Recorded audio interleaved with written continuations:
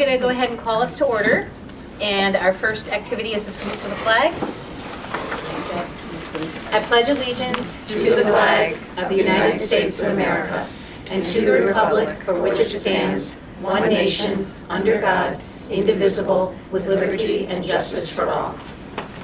All right, Megan, any correspondence? No correspondence this month. Marcia, any public comment? I don't think we have public here. Oh, okay. All right, consent agenda, does anybody, I guess we need a motion first. I move for approval of consent agenda as presented. Second. Okay, does anybody have anything to extract? No? All those in favor? Okay, thank you. All right, and now we're on reports. See, we do the first part very quickly. Okay, so I'd like to say this is a special month. March is Board Member Appreciation Month. Our Woodbridge Board of Education is comprised of elected citizens who work with me as their superintendent to provide the best education possible in this community. People around the table devote countless volunteer hours to provide leadership and oversight. Through their work, they connect the will of the community to the education of its children. They are engaged in our community and use their talents and commitment to strengthen public education here in Woodbridge, seeking to inspire success for each child. Not only are our Woodbridge Board of Education members leaders in our organization, but they are also leaders in their own right within the work and activities that they do outside of the Woodbridge School District. On a personal note, I'd like to say that I admire the work, volunteerism, tough decisions, and overall passion for excellence that each of our 9 members have. Margaret, Nancy, Megan, Lynn, Claire, Steve, Garrett, John and Paul, I want you to know that it's a pleasure to work side by side with each of you on behalf of our students in our district. In appreciation to each board member for the leadership they exude in our organization, as well as their leadership outside of the organization, we are gifting each of them with the book, Uplifting Leadership. This book will continue. Have you read this before? Homework. Homework. We have to read it. Please read the first 3 chapters by the next board meeting. And there will be a test. No, but this book will continue to inspire you in your work as leaders on the board, as well as your leadership endeavors outside the district. And just to make it a little easier to read, we are also giving you an official Cade chocolate bar to enjoy during your reading time. So thank you to each of you for your wonderful leadership and your involvement here. I'd like to now introduce Beth Heller, our first selectman, who is here to recognize our Board of Education members as well. Thank you. Would you like me to step up to the podium?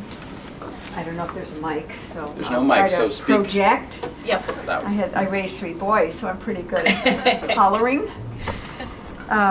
Thank you all for having me here. I bring greetings from the Board of Selectmen especially, and there's a lot of whereas, so bear with me. Margaret and I were talking about that in the way and whereas, so I'm going to read the proclamation now.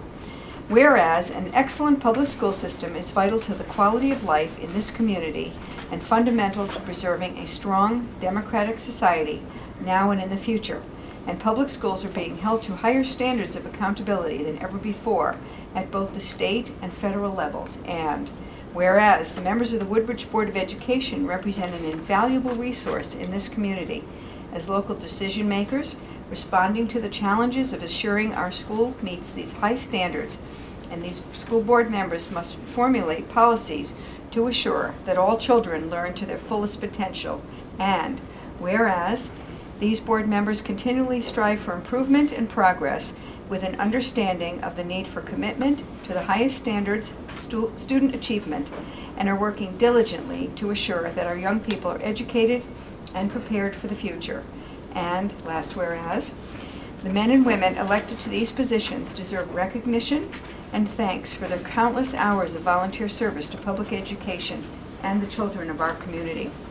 Now therefore, the Woodbridge Board of Selectmen and the Woodbridge School District thank all members of the Woodbridge Board of Education for their tireless and devoted service to our children, our schools, and our community, and urge all residents of our community to join us in expressing appreciation to these exemplary public servants, and hereby designate March 19th, 2018 as School Board Member Day. It's signed by me and also Superintendent Gilbert.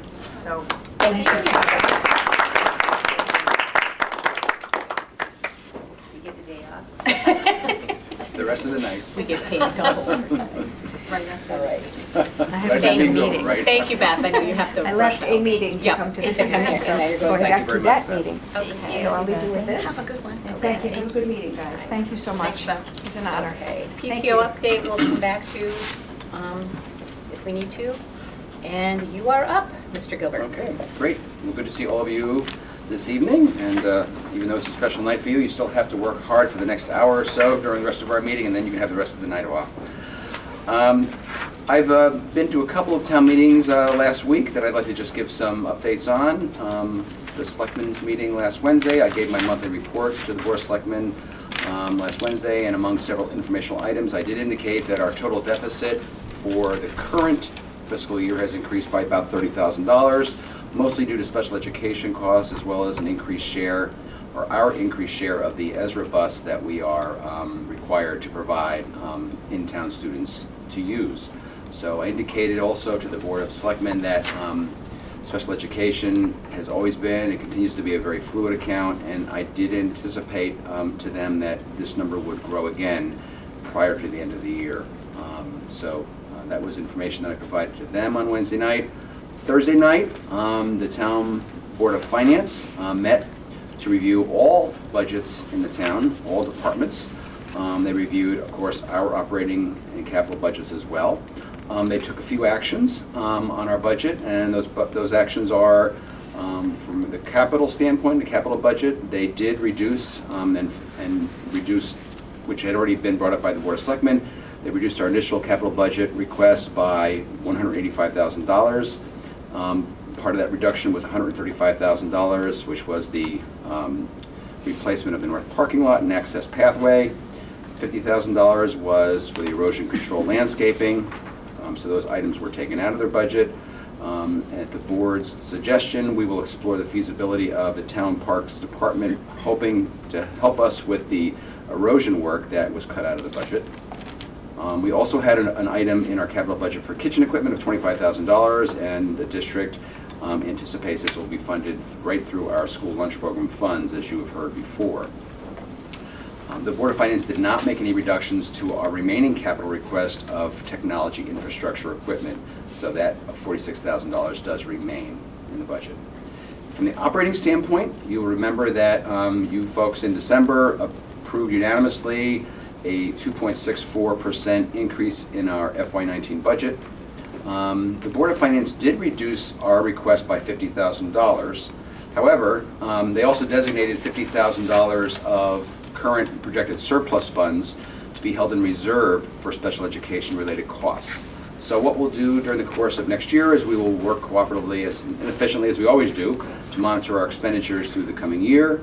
If the conditions prove favorable and we do not need those $50,000 of the funds, it will be a win-win for everybody. However, if our projections do hold and special education costs exceed the budget, the funds will be available to us from the town's reserve fund. I do want to say that there's a lot of uncertainty at both the state and federal funding levels and departments. It's provided a new layer of complexity for our elected officials. We are certainly fortunate to have very supportive, understanding, and committed people on all boards, education, finance, and selectmen here in Woodbridge, as they work together with us. The next step in the budget process for the town of Woodbridge will be the annual town hearing, which is scheduled for Monday, April 23rd at 7:30 in the Center School Gym. Next item is an update on our December 30th burst pipe incident. I'm very, very, very happy to report that the restoration process is now complete. Mr. McHugh's class, which was the last of the classes, has reoccupied the room this past Wednesday. Everybody is very, very happy to be in their back to their home, I should say, not their new home, but back to their original home classroom. And as I mentioned several times, our students and staff have been exemplary and positive in the way they have responded and had to be flexible. And I want to say that our parents have been extremely supportive of this as well. A very difficult situation has finally, we've come out of the dark tunnel and we're now back in the light. I'm happy to report that our newly appointed Special Services Director, Cheryl Mammon, who's right here with us tonight, officially started last Monday, March 12th, and she's off and running. I told her that every week would not be followed by a Tuesday snow day in which she works the first day. However, maybe I'm going to be wrong this week, I don't know. But nevertheless, it's been a very smooth transition so far. So Cheryl, welcome aboard. Spring survey. As I mentioned at a previous Board of Education meeting, we are working with our survey vendor Panorama to prepare the administration of our parent-family survey for this coming spring. It'll be out and distributed sometime after April vacation. This is the same survey that was administered in 2016 and 2014. Panorama is also working with us to prepare similar surveys for our faculty and staff, as well as our upper elementary students. Speaking of snow, a few moments ago, as you know, with the addition of last week's storm, we have now incurred 7 makeup snow days. The last student day at this point is now Tuesday, June 19th, but I wouldn't go to the bank with that quite yet. And that's where we are right now. Read Across America. We had a highly successful Read Across America, or sometimes people call it Dr. Seuss Day. We held this on Thursday, March 1st. Many of you were here, and we had many town board members and other distinguished people, as well as some legislators participate. The whole school, every student in the school had someone reading to them in their classrooms, and we're just very, very happy that all of you were able to join us, for those who were able to make it. So congratulations. Another great Read Across America Day has been had here at Beecher Road. And the BOA Play and Dinner, as board members know, April 6th, Friday, April 6th, you've received a formal invitation. I know some of you have replied. I think we're just about to the point where we know everybody's intentions, but if you haven't let Marcia know, please do let her know about that. My last item is about our ad hoc class size committee. We've had one board member reply that they're interested in being part of that committee. I think we had indicated we wanted to have 3 board members, as well as a cross-section of other stakeholders. So if any board members are interested in joining Lynn, we would love to have you let myself or Marcia know about that.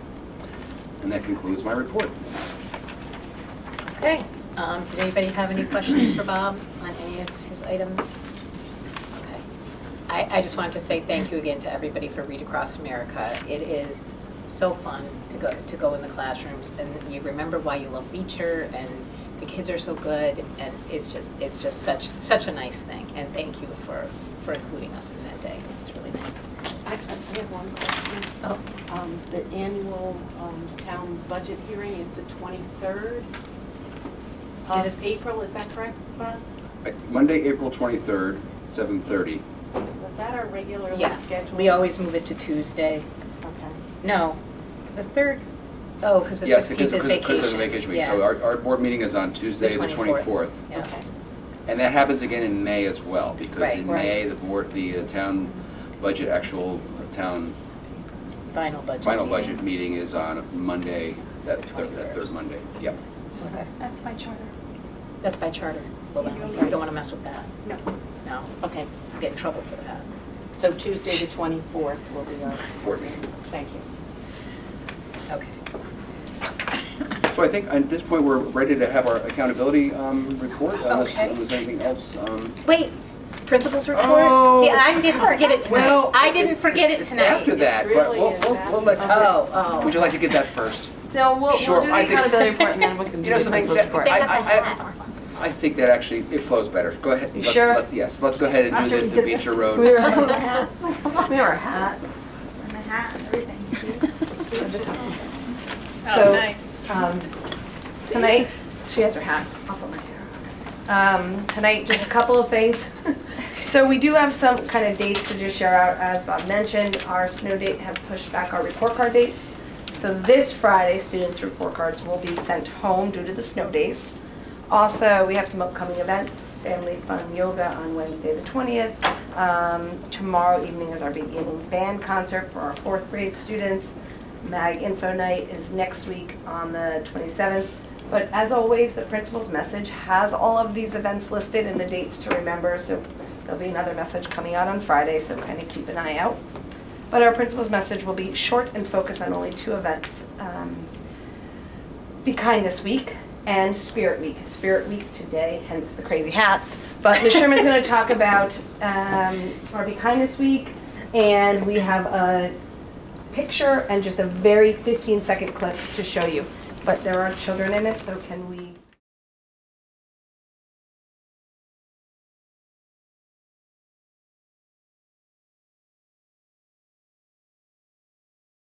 Yes, which is hanging right outside of our cafeteria. cafeteria actually. And then there's a number of other smaller activities all throughout the week. We have a number of read aloud books that are available. We have some morning meeting activities that we made available to teachers. The student council will be making announcements in the morning with fun facts and random acts of kindness that you can do beyond the school day. So we have a number of ongoing activities too throughout the week. To join with Be Kindness Week, our student council each year sponsors Spirit Week. So as today was our Crazy Hair, Crazy Hat Day, tomorrow is Red, White, and Blue. Wednesday would be Disney Day, so they can dress as a Disney character or a favorite Disney book. Thursday is formal or fancy attire. And Friday is our Spirit, where you can wear the Beecher colors or your Spirit wear. Also, it's Pennies for Puppies. Each over the last, is this our third year? It is. Third year, we collect pennies or change for the canine first responders. And we've received some really positive feedback. I've shared that with you before. And so our student council is to be commended, but they are organizing all of those, again, all events to build community around our school. So, questions about that? Thank you. More fun than so far. Yeah. We won't go far. We won't go far. We'll go Next far. to? Yeah. So actually, we can just transition right into, they're going to have a slideshow. for Yes, this. I know. I'm not going to stay. I'm just getting my Oh, stuff. you can stay. No, because I'm on the way. So, Jean Lisa will come back up, but just, again, just to kind of remind us all, the accountability performance report is, you might remember way back, there was something called No Child Left Behind, and that was the federal legislation, and we had certain ways to comply to show the Connecticut progress towards students' achievement. That was replaced by ESSA, Every Student Succeeds Act, and so this is, the Accountability Index is Connecticut's accepted way of showing the progress in compliance with the federal legislation and mandates to do so. And so they'll go ahead and talk a little bit about this, and I'll get out of the way so you can see the slides.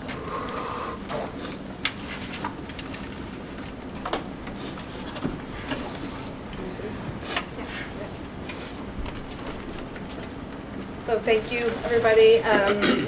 First few slides may look a little familiar because we'll do some background work as we've done over the last year or two to share this information about the accountability report. So you may have had an opportunity to look at some of the resources that Bob sent a couple of days ago. I know that he provided you with some links and some resources for you to review prior to this meeting. But just a reminder that we are going to be discussing the results from our accountability report. It is a report that is based off of last year's data. And so the accountability report is meant to give you a broader picture, not just the way NCLB used to, here's the score and that was it. This also includes growth for students, and it's not meant to be, and we use as a gotcha. It's helping us to look at areas where we can grow and some of our strategies for some of the areas outside of the testing have, some of our strategies have really benefited our students.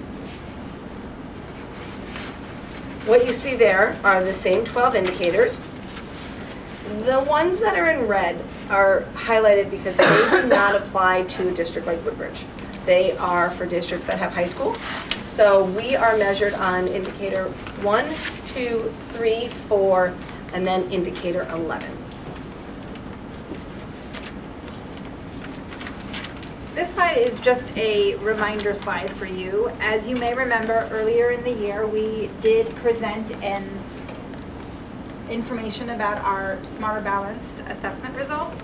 And a lot of the data from the accountability report is based right off of our Smarter Balanced results. So we wanted to just sort of give you a broad picture overview of these results that you have seen earlier in the year.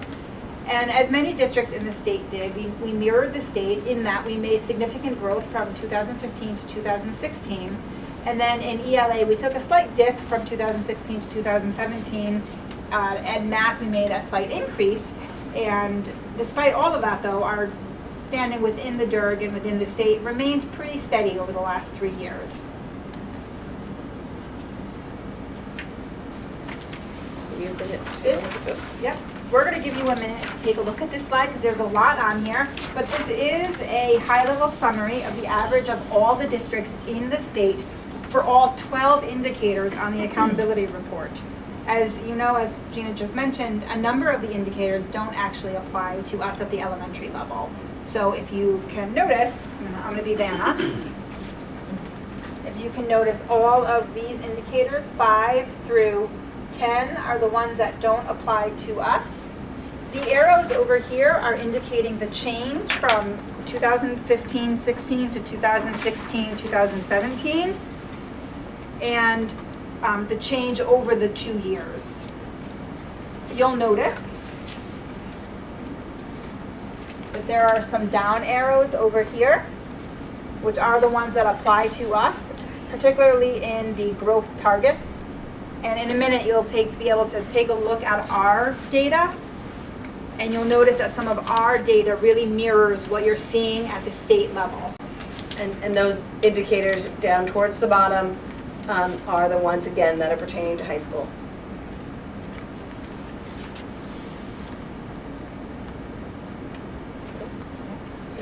Yeah.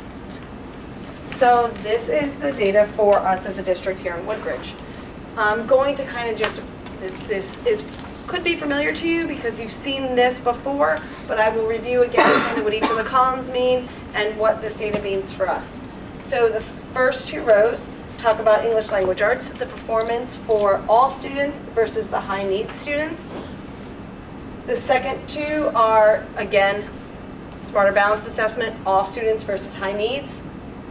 The science, again, all students versus high needs. When you go across, this index rate is the score that we as a district received. The target is what we are hoping to achieve. The points that we earned are what we as a district earned based on our score. The next column, how many points you are actually able to earn, and then the percentage of those points. So the arrows in this versus the state, it shows what we did compared to last year. So again, our score, state score, these arrows here represent very similar, it mirrors what has happened in the state. We've had some, either we've remained stable or we've had some decreases. There are a couple of areas where we've had a slight increase. We'll talk a little bit about that. I want to make sure that we clarify the difference between all needs and high needs. So students, high needs students are students who are either identified as a student with a disability, student who are an English language learner, or receive free and reduced lunch. So those students are disaggregated out, and that's a separate category, and we need to achieve in all areas. So I'm just going to, a couple of things, and we'll talk a little bit more about this. All of indicator 2 talks about the growth, and each student has their own target set for them, depending on where they start. So we will talk that we need to grow a little bit here. We mirror the state. There was a decline in students achieving their growth targets across the state. We also had a bit of a decline in that. Chronic absenteeism, we need to be below 5%. We've made gains in that. For all of our students, we are below the 5%. We are slightly above it for our students with disabilities or free and reduced lunch, or students, English language learners. So they all make up that category. And down, physical fitness. So the participation rate for physical fitness, 94.7, so very close, but that is not part of what comes into play for our accountability. Participation for everything else does, and our index rate is 59.7. We've made a slight gain there, but we still need to raise that a little higher. Even though we are above the state, we'd like to make that grow.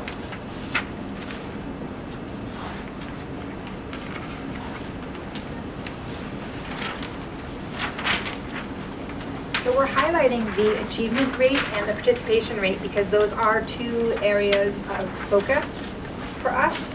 And it's important to note that an achievement gap is the differential in performance between all students and our high needs students.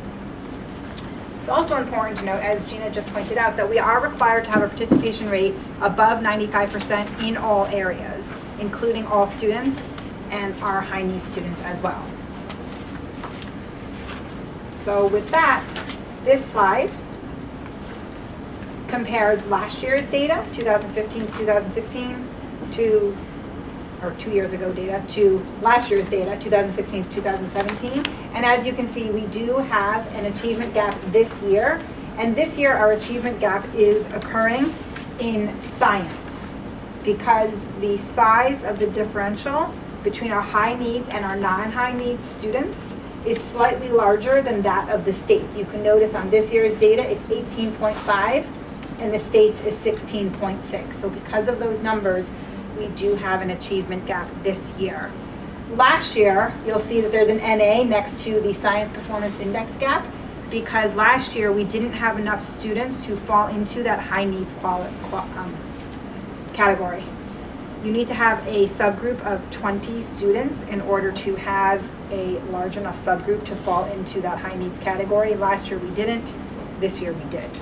And that's just the fifth graders. Yes. It's just okay. fifth grade. I was gonna say that. So That one cohort. that one, yep, that one cohort. So the scores that you're looking at on the right-hand side now are our current sixth grade students in science for the achievement gap. Because the only students that take the science test at this school are our fifth grade students. I'm going to add one more thing to that. So in looking at our index gap for both ELA and math, so not a large relative change in either one. So the year prior, actually I think Lisa, you were just going to mention that. Yep, so the year prior in 2014, 2015, our ELA gap was actually 16.2 and the state was 17.3, so we didn't have an achievement gap, but our number was much higher. Math, it was 18.6 versus the state at 19.6. And science, it was 16.7 versus the states at 17.2. So while we still have a bit of a difference between all of our students versus our high needs students, we've worked really hard to close that gap. We need to work a little, science, we need to do a little more work there. So participation rate, you've heard me mention, the highlights didn't come through. I don't know what. We were really great and we highlighted all the areas that we needed work on, but somehow they didn't come up. So for participation rate, we've mentioned 95%. Now we have had slow growth, and all students, we've come above that 95% threshold because we were not there originally. So we've come above that 95% threshold, but for our high needs students, we aren't there yet. We've made a little bit of progress, and we are going to talk about some of the steps that we've taken to get there a little bit further on. But remember, every one of these categories has to be 95%. Or higher. Or higher, preferably higher. We'll take higher. So another area that we've worked on is our chronic absenteeism. This chart is just an image of an area that we focused on. We talked to you in the beginning kind of the school year when we Around presented October. Estimated data that we had, and now this is the official data. So you can kind of just see we've continually over 3 years have brought down the chronic absenteeism rate for all students. We've reduced it for our high needs students, and we're definitely below where the state is. Definition of chronic absenteeism. It is missing 10% of the school year. It doesn't matter what the reason. So surgery, broken arm, leg, it doesn't matter the reason. If you are absent 18 days, you are considered chronically absent. So even, parent calls, we communicate with families. We know who these students are. We know their stories, but when we are reported with hard data, it's just the numbers. And that's the only criteria, it's not absences within a shorter period, so no. Not for it's this. just 10% of Okay. the school year. Okay. So if you go 181 days, whatever.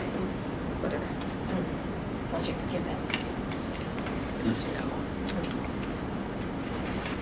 That's really, I don't know if, those changes are impressive. And I think some of it was just, to an extent informational. I don't know that, when we started, obviously, we had never, been on the hook for vacations, and you know, I know illness and injury is a lot of what goes on, but there's also vacations, especially, you know, I mean, because families need to, you know, to do what they need to do. So I think that shows the level of education, you know, to our community about what affects, you know, our standing on this particular measure. Not saying this. So again, just a little bit about the participation rates, just a different view, but progress over in ELA and math, our progress over time, what we are doing to try to raise our participation rate of all students.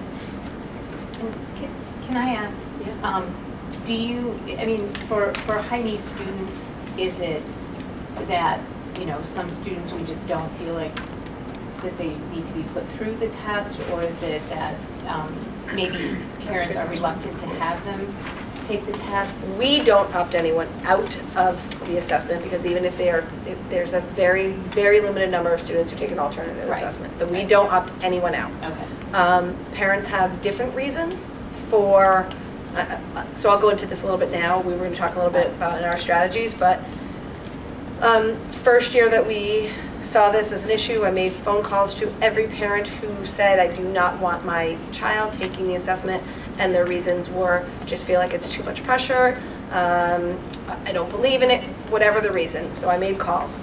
The second year, if that was the same parent again who sent in and said, I do not want, I didn't make those personal calls. If I didn't convince you last year, I'm probably not going to convince you this year.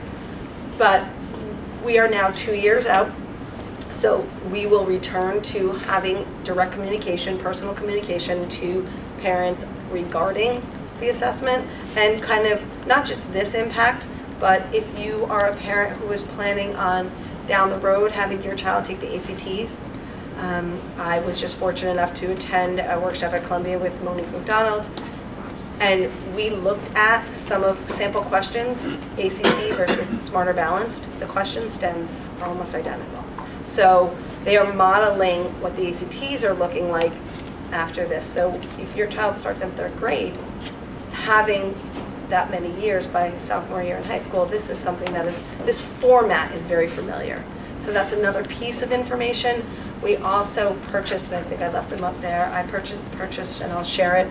I didn't leave them up there. Just another piece of information, just sharing with parents, and I will give this to anybody who wants it.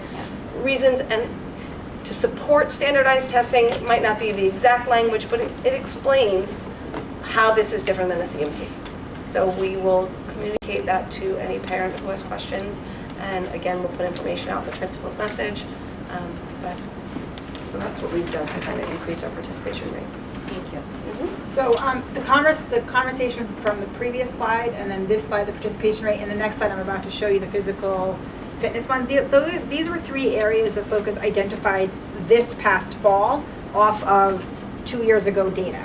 Does that make sense? And we just wanted to touch base. We wanted to circle back to it so you can see that the work that we are doing is ongoing and that it's something that it is still a part of our focus and our conversation and the work that we are doing on an ongoing basis. And it was something that we had identified to the Board of Ed in this past fall. So the last area of focus is the physical fitness. And again, just a broad strokes overview of our district fitness rate versus the state fitness rate. As you can see, we dipped down from 14-15 to 15-16, and now we moved up just a little bit. So we are making a little bit of progress up, and we are still above the state level. So when we talk about our students 3rd through 6th grade and that percentage compared to a district of many, many, many students, a few students, 5 students can make a difference for us. Right. So we need to look at every single individual child. So if you're a district of 10,000 students or 8,000 students, if you look at your district data, 5 students aren't going to move your data. 5 students move our data. It's just, this is it. The physical fitness test is. And that's for all the data, Is though. reported, yes. For this particular one, yes. But for this particular physical fitness one, it's only administered and reported to the state in grades 4 and grade 6. And it's a series of tests that the students have to take, the mile run, the sit and reach, et cetera, et cetera. So that's why, for us, all of our SBAC data is grades 3 through 6, but something like this is just grades 4 and 6. So to Gina's point, you have, 5 kids who have a medical excuse to not participate, and all of a sudden our scores are impacted. So can I ask a question about physical fitness? Sure. Okay. So it is very specific things that they're measuring, running, sit-ups, whatever. And those are not necessarily the things that our physical education curriculum emphasizes, although, cardiovascular, everything. So I guess my question is, in the old CMDT days, we used to say the large number estimating was nuts. And so we didn't care that we did badly because thank God we did badly, because the test was so screwy. I guess what I'm trying to say is do we feel like the focus of this measurement, and I understand we have to deal with it no matter what. We don't get a choice. It's not like we can pick, what we think is critical in physical fitness. But what is the thinking from the staff, about the relative importance of this score, given what the measurement is and given our PE curriculum, which is we don't make the kids run and do sit-ups every class. Right. And maybe we do in 4th and 6th grade, I don't know. But. So, I don't want to speak for both of the PE teachers, but I do think there's more of an emphasis on team building. So I take something like stamina. So the mile run, they build up to that. So stamina is important. Maybe that particular day, that mile, that measurement on the day, practice, and now we do. Maybe it wasn't a great day for, the majority of our students, but I think that the overarching themes behind what these small measures are, so cardiovascular and stamina is a big theme. The mile run is that little measure. The sit and reach, flexibility is a theme. It's something that they work on, hence yoga that we have even outside of our physical education curriculum. So yes, those big themes, I think they believe in the bigger themes. I don't know how much drill and kill per se we are doing. But what we could do, and again, we were talking next steps, is that looking at our 3rd graders and kind of maybe getting a baseline with our 3rd graders and saying, okay, here's where we are as 3rd graders. Next year when we're 4th graders, we know where we started. Let's see if we can just get a little bit better. And are these all students in 4th and 6th? All students, and we don't designate high needs versus not high needs. Okay, so, because I think that's important. You're talking about like 220, 240 kids as opposed to, many more. It does.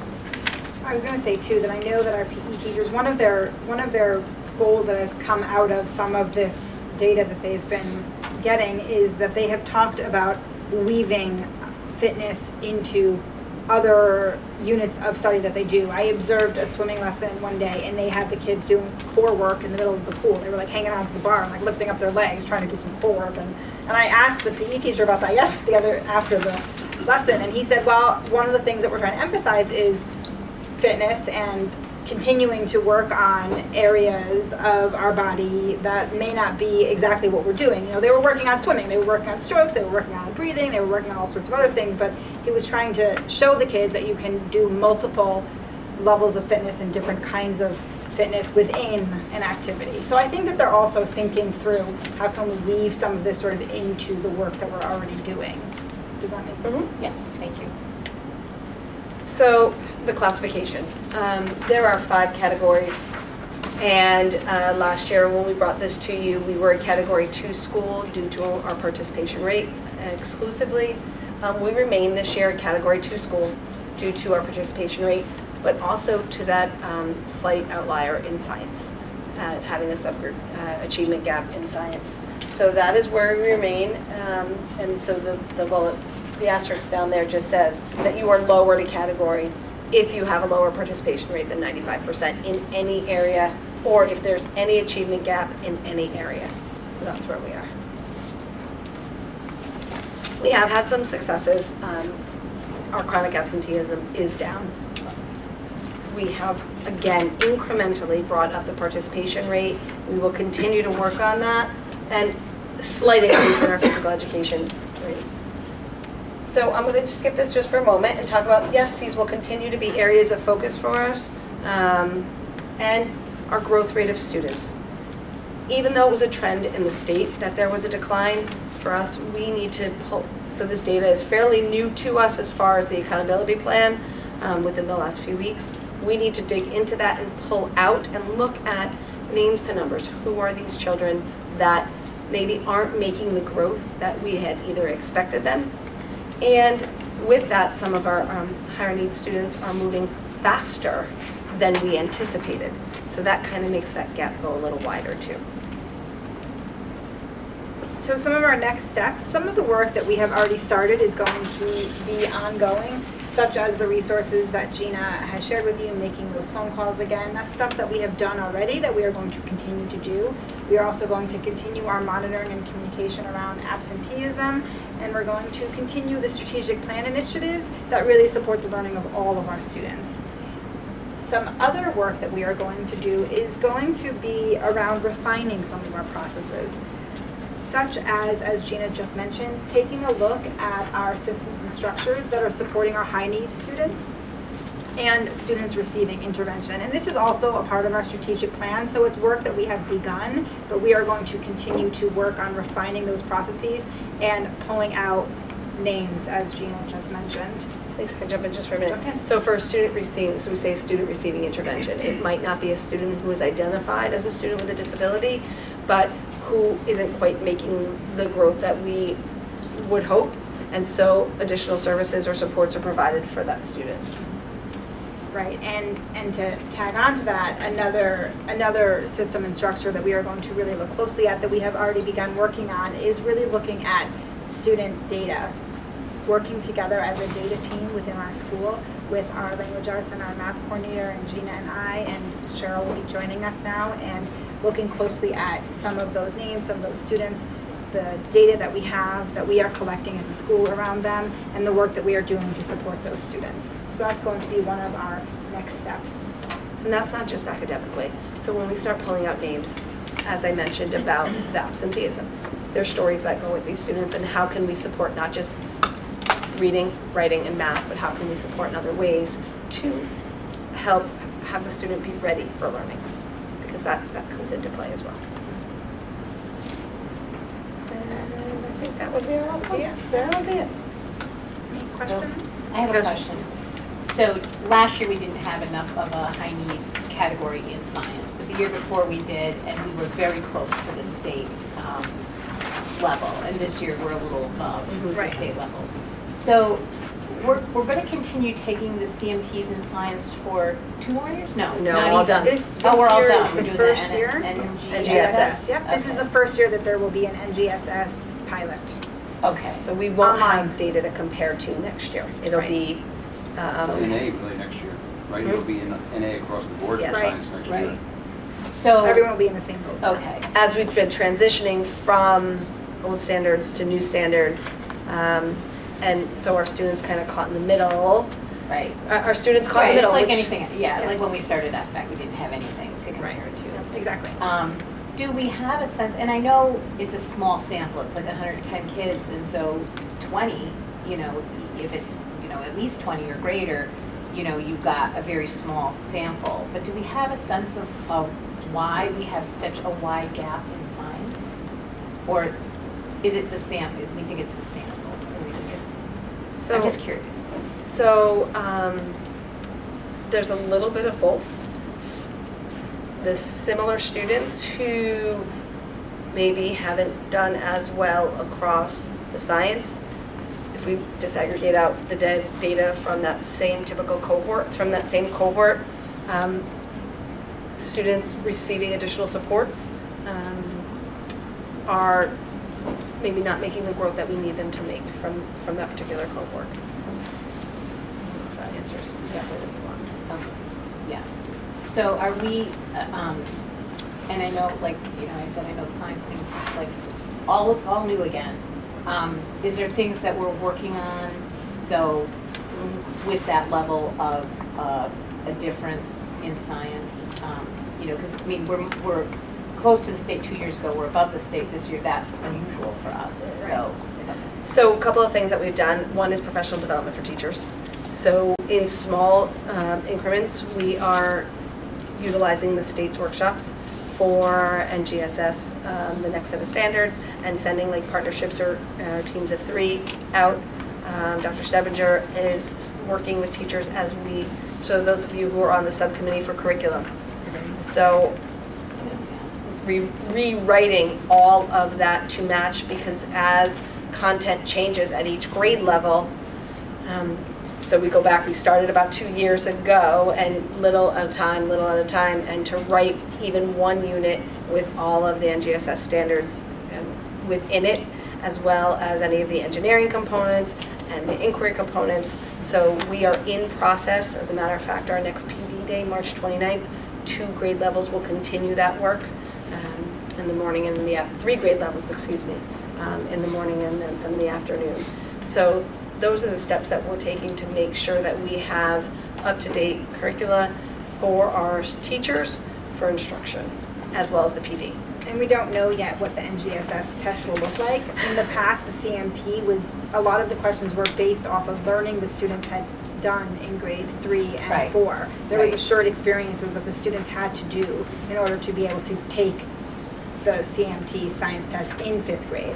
So the NGSS is formulated differently. There's going to be different forms, different storylines that go along with the questions that they're asking the kids. So it's a whole new ballgame, and it's Right. going to really be, this year is going to be our year to sort of take a peek at what that looks like and how things go So for this our year, we're kids. not taking the CFTs in science? Nope.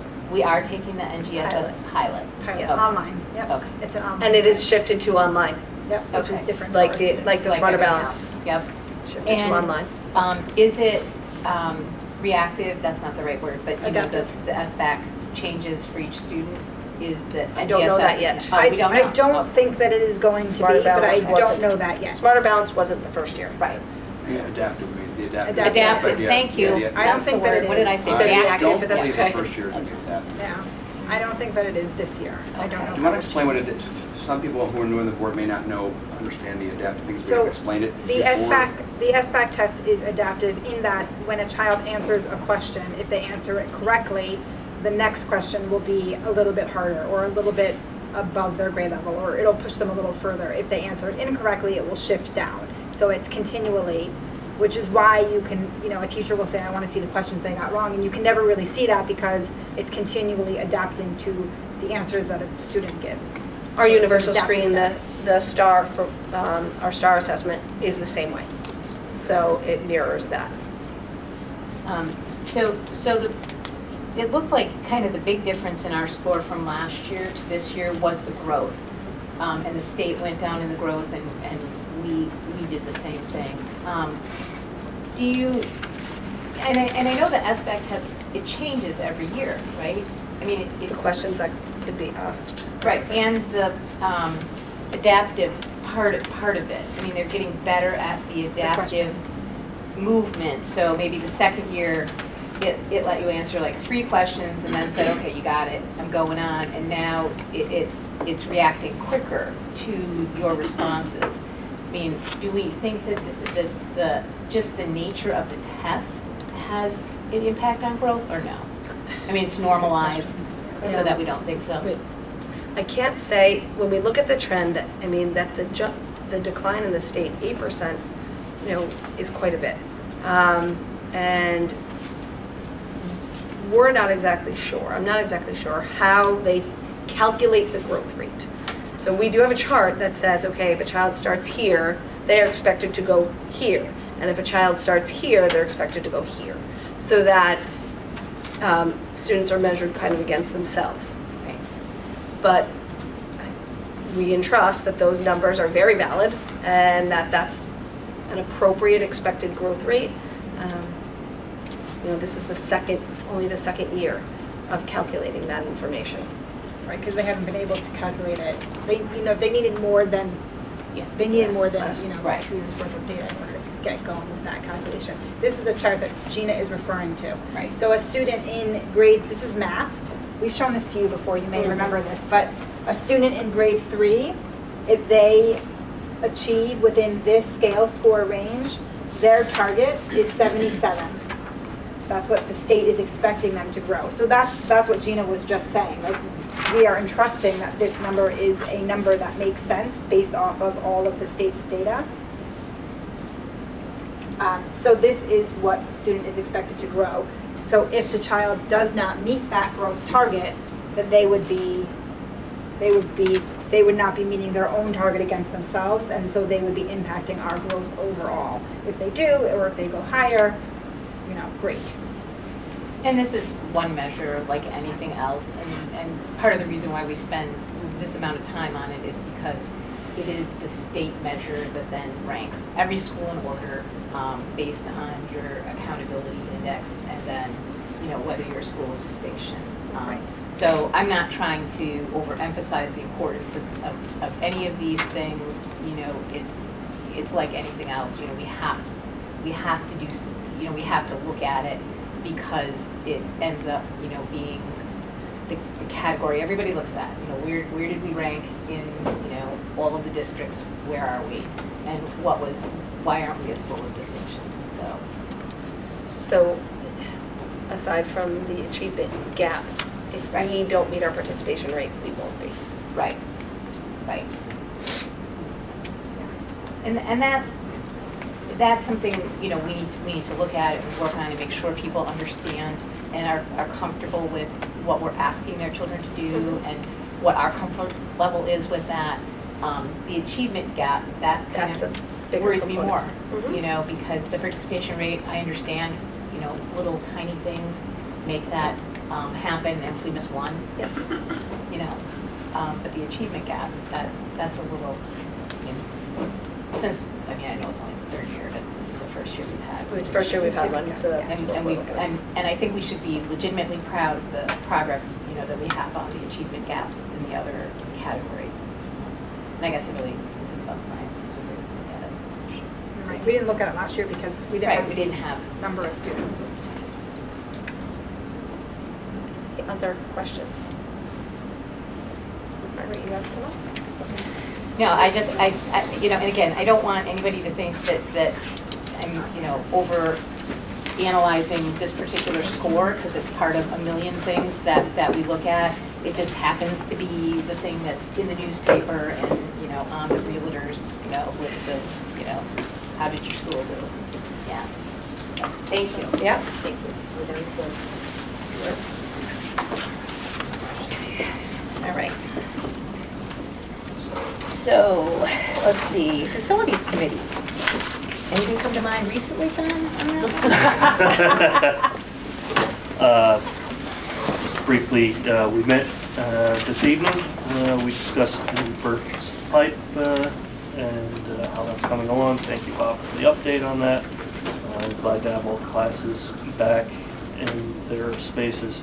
Also, we reviewed the facilities assessment update and learned that they began convening last week, assessing all the equipment in the school and its maintenance and just general standing and so forth. And beginning of April, we'll be given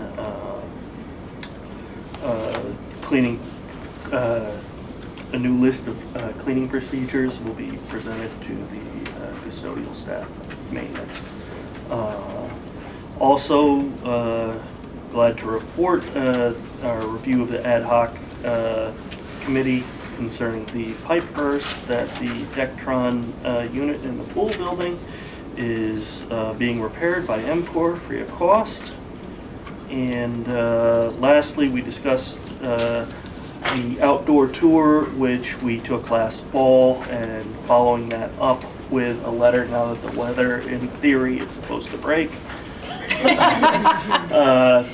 with a letter to the various town committees and maintenance people, inviting them to come and essentially take the same tour to show them the current state of all the outside areas. Did anybody have any questions for John? No, okay. So for finance, I'll go through, since I was at the finance meeting,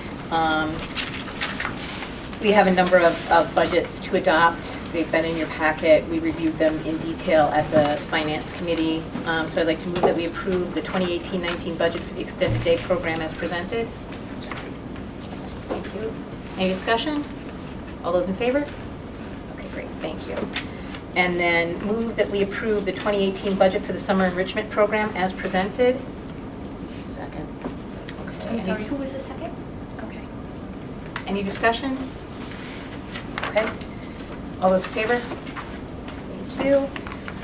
Move that we approve the 2018-19 cafeteria budget as presented. Second. Thank you. Any discussion? Do we want to say that the lunch program budget as well? Is that, am I reading that right? I just picked that up right now. Lunch versus cafeteria? Same thing? Same thing, right? Same difference? Oh, in the agenda it says lunch. Okay, all right. Okay, So yeah, do we have a Still second? seconded. Second, okay. Any discussion other than Bob's still Sorry. not there? All those in favor? Okay, thank you.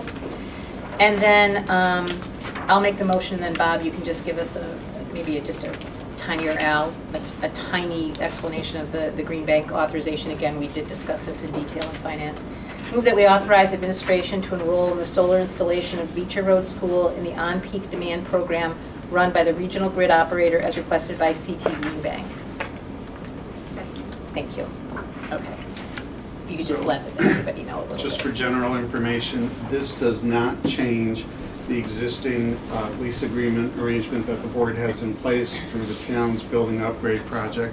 What it does do is allow Connecticut Greenbank to pool the energy produced by the solar panels into a regional program, and it becomes a revenue opportunity for Connecticut Greenbank, again, with zero adverse effect to the board and the town in their existing obligation and commitment for the solar panel installation and the ongoing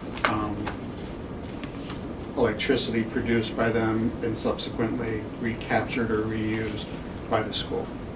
So it's kind of the ability to show that all of the production of energy that we do here at Beecher is part of their pool of energy production. It makes them look like a bigger player. Well, they are big, they are a bigger player because of our project. Okay, any discussion? Did you, Claire? Did you? Yeah. I'll just say, I really support our participation in this. Not only does it help with the Greenbank revenue, but it also supports clean energy objectives.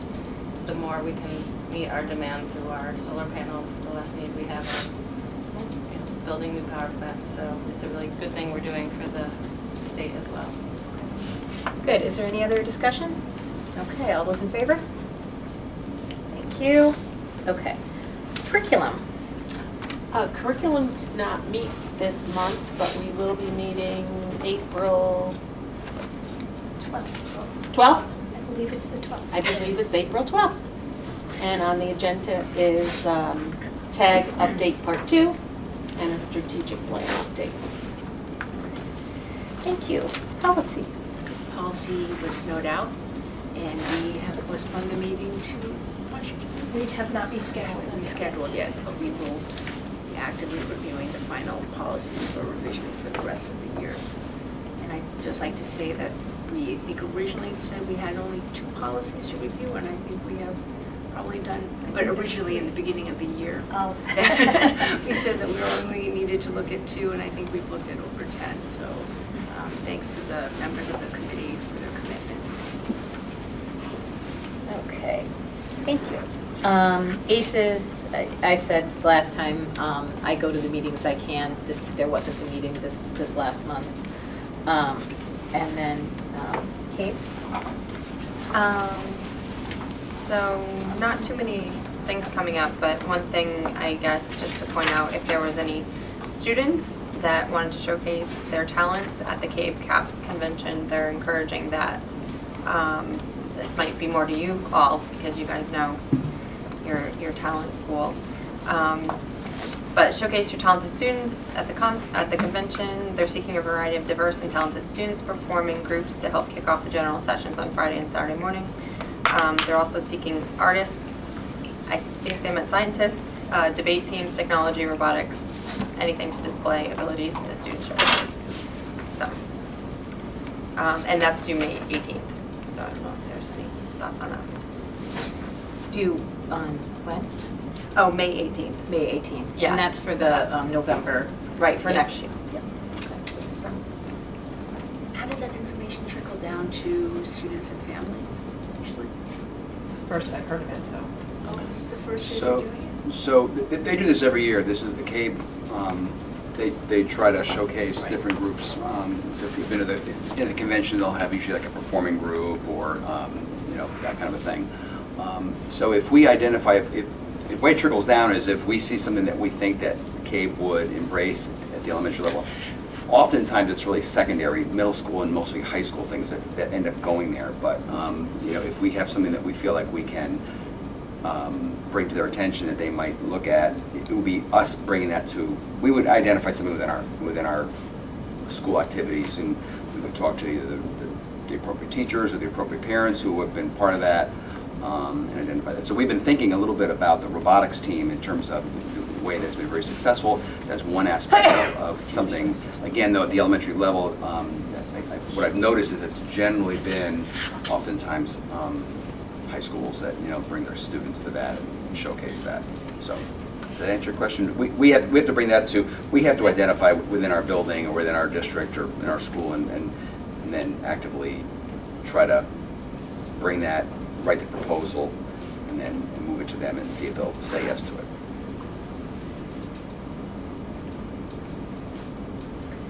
You're also.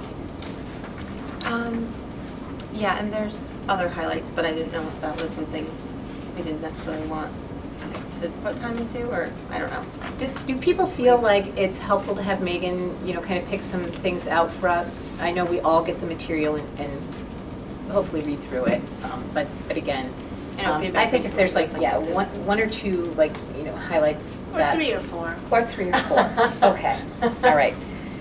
Nancy, we could just talk about it after or something. I look at it, I just like, I think it's useful for all of us to hear it because we, as a group, and if we don't look through it, I don't know, we won't take a survey of who's looking through all the materials, but my guess is we're inundated with emails, and this is a nice highlight, maybe not comprehensive, but definitely Megan's discernment on the three items that are most significant and relevant for us. I think 3 sounds reasonable, so. Okay. if you Yeah, have I mean, some of the anything else to policy comment? highlights, just to say the titles, but the role of schools in teaching about sexual harassment, but I think we've already kind of addressed that in different ways, and standards-based grading was another piece What was there. that one? Standards-based grading. Oh, okay. Was another piece in there. There's one on increased focus on physical education, which I think we're all interested in that, so there's a little bit more on there. And then issues in teaching controversial content. So there's more information on that as well. Those are all in policy. There's a correction to policy required. I wasn't sure if that's something we needed to talk about, but the public videotaping of educational activity. It was something that they had misworded, so we may not have it in ours, but we may want to just take a peek at what we have just to see if it's misworded as well. Did we get that from CABE as something we needed to work on? Do you know? We did not get notification that we needed to adjust our policy. That is a Okay. policy that's been reviewed by the board on Okay. numerous occasions, and most recently, within a year. Okay. So if they don't send us, saying we really Right. need to look at this one, then it may be that whatever the correction was, Yeah, it was we on did. their end. They were Okay. saying that their example had a miswording, basically just saying that you cannot videotape when actually you can. There just has to be consent, etc. So, and then the journal, of course, always has some interesting articles. So, Any some questions? diversity articles. Yeah. Yeah. All right, thank you. Upcoming meetings, communication update. Bob, you want to just give us a little description of that one? So I think it was at the retreat, I think that the board definitely spent some time talking a little bit about, communication, we touched upon what are some of the communication vehicles. We also talked about how do we expand communication to try to increase the number of people who come to board meetings. So thank you to those of you who are here, but as you know, there's many other people who could be here. And as you might remember, we started a practice where Marcia worked with James Crawford, and then we send out before the regular meetings on a Friday before, a reminder to all parents in the district, in the school, that there's a regular board meeting in the library at 7 o'clock, and please come to the meeting. So we're just trying to get more word out, but that's only one aspect of communication. There's a lot of aspects of communication, everything from the every other Friday principals newsletter, which is really a great, and in fact, Gina's and Lisa's e-newsletter did win recognition by CABE this past year, so I think it's important to remember that. And Marcia, I remember, is it next month that they're going to come and present that? So that newsletter is very beneficial, and it caught the eye of CABE. So we have that. We have, Can I bring my chair? there you go. It's required. My updates, which come on a more periodic basis. There we have the big end of the year, the bridge that comes out to all people, and not just parents, but also everybody in the town. We have periodic other updates, when we have more of about the pipe burst, or about, we get involved with the ad hoc SRO committee or things like that. So there's a lot of different communications we do. So the question will be, we can bring to you what we feel is a representation of how we communicate out.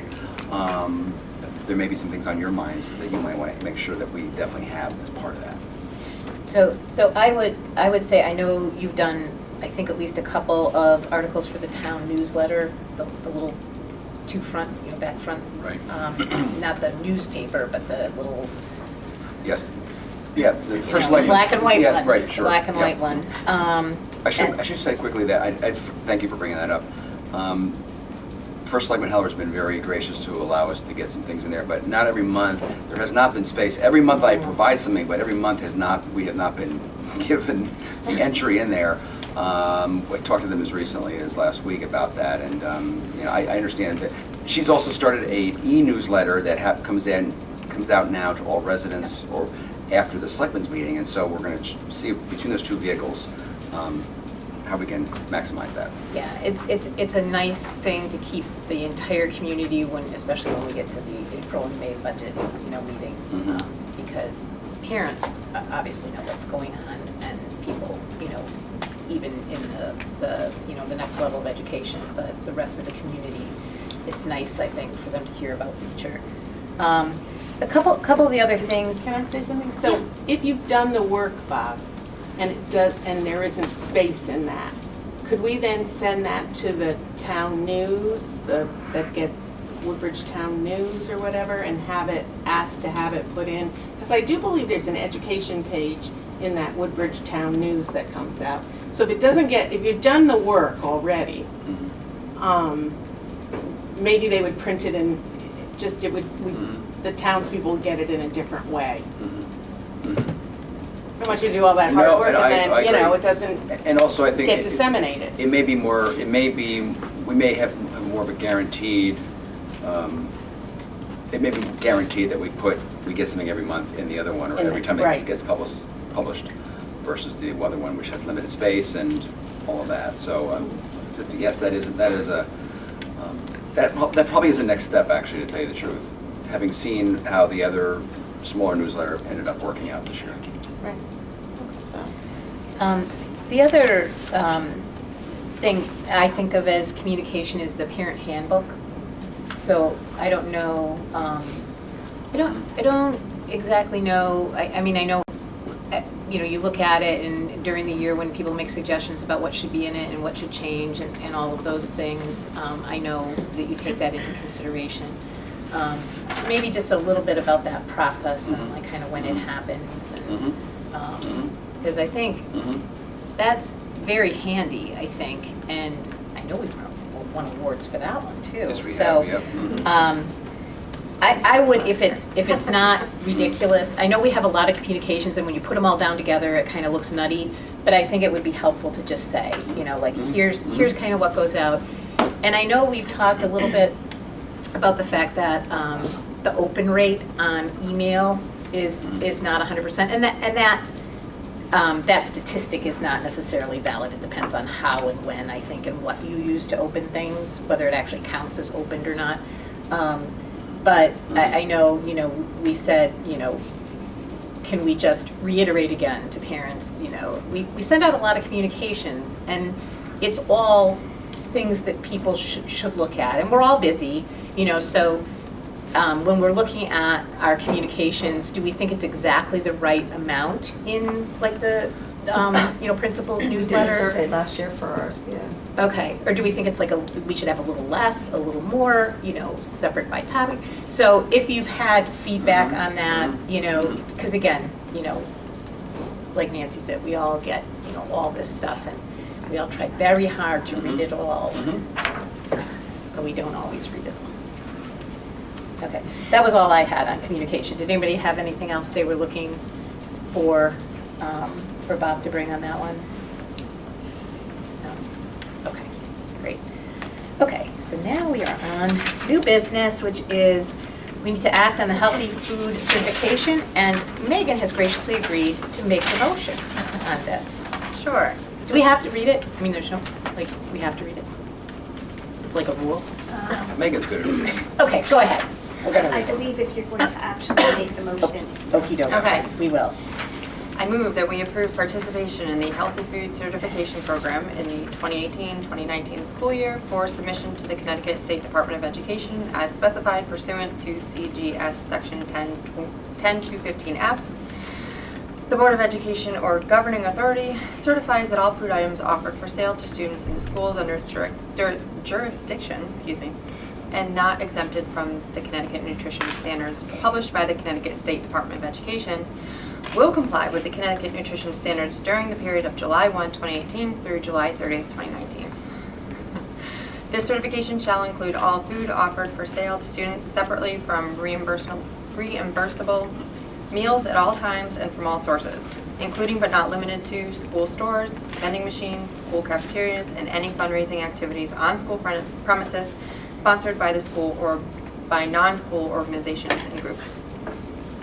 The Woodbridge Board of Education will allow the sale of will allow the sale to students of food items that do not meet the Connecticut nutrition standards, provided that the following conditions are met. 1, the sale is in connection with an event occurring after the end of the regular school day or on the weekend. 2, the sale is at the location of the event. And 3, the food items are not sold from a vending machine or school store.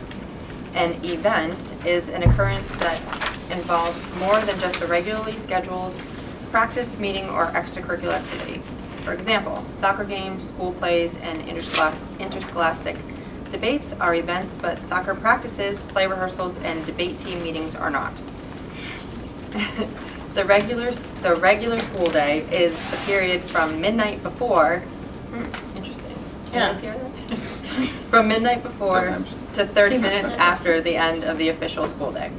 Location means where the event is being held.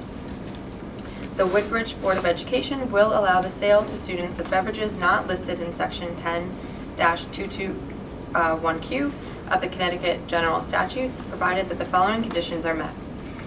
1, the sale is in connection with an event occurring after the end of the regular school day or on the weekend.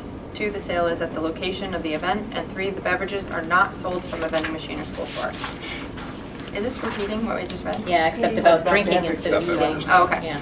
An event is an occurrence that involves more than just a regularly scheduled practice, meeting, or extracurricular activity. The school day is the period from midnight before to 30 minutes after the end of the official school day, and location means where the event is being held and must be the same place as the food sales. So does the school day seriously start at midnight? You don't know. This is I crazy. had modified this whole thing, so. Okay. And That's their definition. Okay. Yes, that's their the definition. definition. That's a little muddy, isn't it? Well, because it's written for K-12. And there are events that can be at a high school event that can go till all hours, so.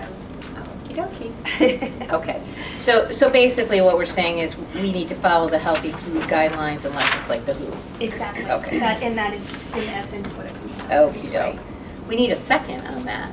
I'll second it. Okay, all right.